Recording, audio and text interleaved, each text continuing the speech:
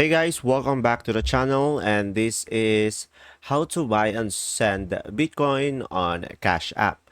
So guys, first thing that you will do is tap on the Bitcoin icon at the bottom of the screen.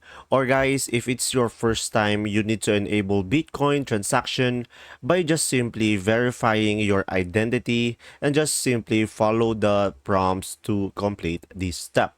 And now, once you are on the Bitcoin icon, just simply tap on a buy button.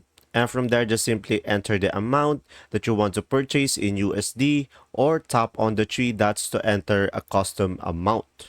And from there, guys, just simply confirm your purchase by following the on-screen prompts, and your Bitcoin will be added to your Cash App wallet instantly.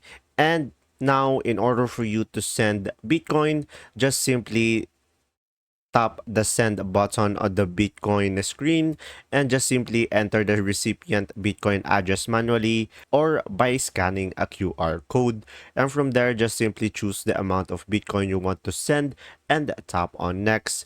And from there, you will see a transaction details and just simply confirm the transfer.